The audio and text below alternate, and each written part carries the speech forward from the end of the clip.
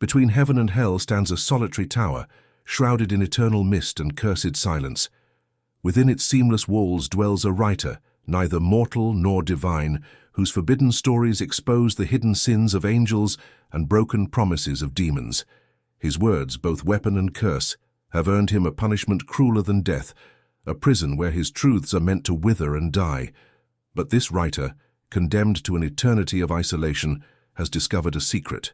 In the quiet of his confinement, he has found a way to reclaim his humanity, to walk the earth once more. Neither angel's radiance nor Lucifer's darkness can stop him from escaping. In his defiance, he may unearth a power that even the immortals fear. The tower stood like a needle piercing the endless expanse of clouds, caught between heaven and hell, a prison for a man neither mortal nor divine. Azazekiel was his name, a writer whose words had kindled the ire of both angels and demons. The tower's stones were smooth and seamless, shimmering faintly as though alive, and its only window overlooked an eternal sea of swirling mist.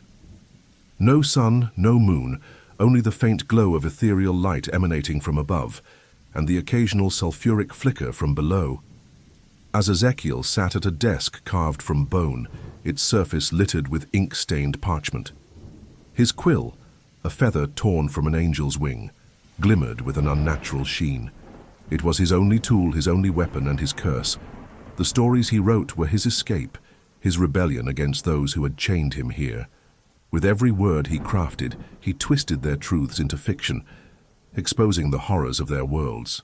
He wrote of angels who punished with fire, their halos tarnished with blood, and of demons who whispered truths too cruel to bear, their lies wrapped in seductive poison. They hated him for it. It had begun years ago, when Azazekiel, still a mortal man, found himself haunted by visions. He saw the celestial wars waged in secret, the bargains struck in shadows, and the suffering left in their wake. Compelled to write, his stories became infamous, whispered about in hushed tones by mortals, and dreaded by those he depicted. He had painted angels as tyrants and demons as manipulators, and in doing so, he had revealed the uncomfortable truth. There was no innocence in the war between heaven and hell. When the angels came for him, their radiance was blinding, their voices like the chiming of distant bells. They accused him of blasphemy, of distorting the divine order. When the demons followed, their forms writhed with darkness, their promises sweet but edged with malice. They accused him of betrayal, of giving mortals knowledge they were never meant to have. In the end, neither side could agree on his punishment, and so they devised a compromise. This tower, a place of limbo where Azazekiel could neither live nor die, where his stories would be lost to the void. But Azazekiel was defiant. In his confinement, the weight of isolation bore down on him, clawing at his mind and spirit. Yet he wrote still. Each scratch of the quill against parchment was an act of rebellion, a desperate, feverish attempt to leave his mark on a world that had cast him out. Tonight, however, something was different. The air in the tower felt heavier, oppressive. Shadows gathered in corners where none should exist, and a faint hum vibrated through the walls. Azazekiel's quill hovered over the page, his hand trembling. He felt watched. The door at the far end of the room, a thing of black iron that had never opened in all his years here, shuddered violently. Azazekiel rose, his heart pounding as the door groaned and creaked, as though straining against an unseen force. Then, with a deafening crash, it burst open. A figure stepped through, cloaked in darkness so thick it seemed to absorb the faint light around it.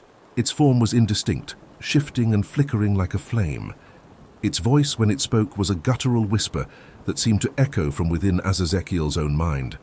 "Writer," it hissed, "you see too much, you write too much." Azazekiel clenched his fists, forcing himself to meet the figure's gaze. "Who are you?" he demanded, his voice steadier than he felt. The figure laughed, a sound like shattering glass. "I am neither angel nor demon. I am the consequence of your defiance. Your stories have summoned me, given me form." It stepped closer, and Azazekiel's breath hitched as he saw its face, or rather the absence of one. Where its features should have been, there was only a swirling void, an abyss that seemed to draw him in. "What do you want?" as Ezekiel asked, his voice now a hoarse whisper. To end this, the figure gestured to the room, to the tower, to Ezekiel himself. You are a thorn in the sides of both heaven and hell. They cannot destroy you, but I can. As Ezekiel took a step back, his mind racing, he had written about entities like this, beings born of human thought and fear, but never had he imagined they could cross into his reality. His gaze darted to the parchment on his desk, an idea forming. You're wrong, he said, forcing a smirk. They didn't summon you, I did. The figure paused, its void-like face tilting as if considering his words. As Ezekiel seized the moment, grabbing the quill and dragging it across the parchment. His hand moved with furious speed, the words pouring out of him in a frenzy. The figure recoiled, its form flickering as if destabilized. What are you doing? It demanded, its voice rising to a roar. As Ezekiel didn't answer, his quill scratched against the page, weaving a story in which the entity was trapped, bound by the very power it sought to wield. The tower trembled, the walls groaning as though in agony. The figure lunged at him, but its movements were sluggish, as if some unseen force were pulling it back. With a final flourish, as Ezekiel scrawled the last word and threw the parchment to the floor, the figure let out a deafening scream as it was dragged into the page, its form collapsing in on itself until it was nothing more than ink and shadows. The room fell silent, as Ezekiel sank to the floor, his chest heaving. The parchment lay before him, its surface now blank save for a single line of text. The writer remains, but the void has been silenced. For the first time in years, the window of the tower flickered with a different light. It was faint but warm, carrying a promise that felt alien to him after so long in shadow.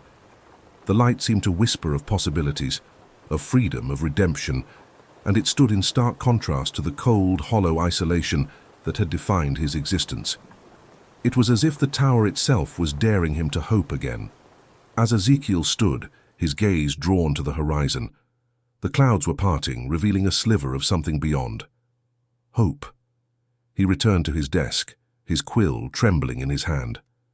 There were more stories to write, but now his words would chart a new path, not just exposing the truths of heaven and hell, but seeking to reclaim the humanity he had lost. The stories would no longer be mere rebellion. They would be his redemption. He smiled, a grim and weary thing. Let heaven and hell despise him. Let the void come again, as Ezekiel would always be ready.